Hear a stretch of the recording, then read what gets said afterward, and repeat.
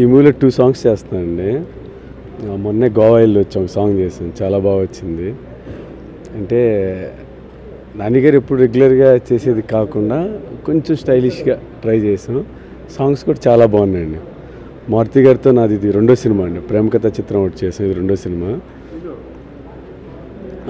అంటే ఇప్పుడు చేసే సెట్ సాంగ్కి యాక్చువల్లీ ఫస్ట్ మాకు వేరే సాంగ్ వచ్చిందండి. అంటే ఆయన కాంప్రమైజ్ అవ్వాల, సాంగ్ లేదు ఇంకా బెటర్ ఉంటే బాగుంటుందని చెప్పి మళ్ళీ 2-3 డేస్ పోస్ట్ పోన్ చేసి సాంగ్ వచ్చిన తర్వాత చాలా మంచి సాంగ్, టైటిల్ సాంగ్ అండి, చాలా బాగుంది.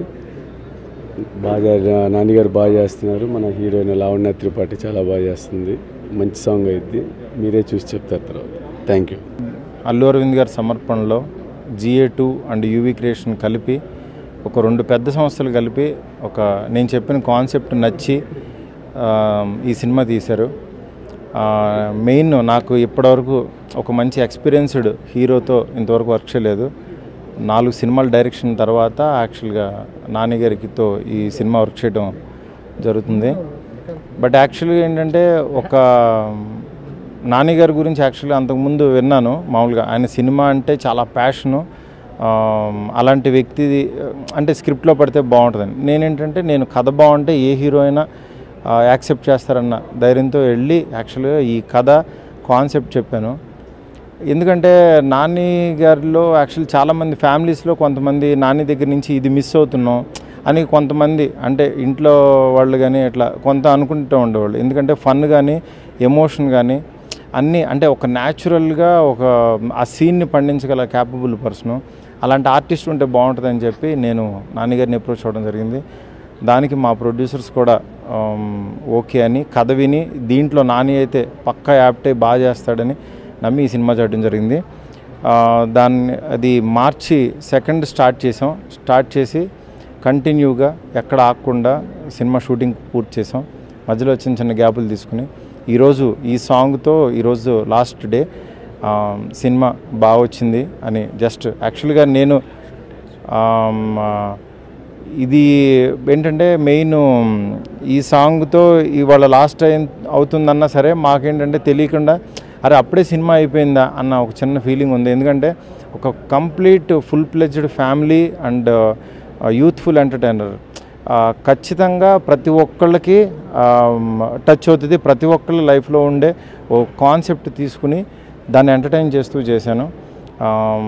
డెఫినెట్గా ప్రేమ కథా చిత్రం తర్వాత డబుల్ డోస్ 100% ఉంటుంది ఈ సినిమాకి.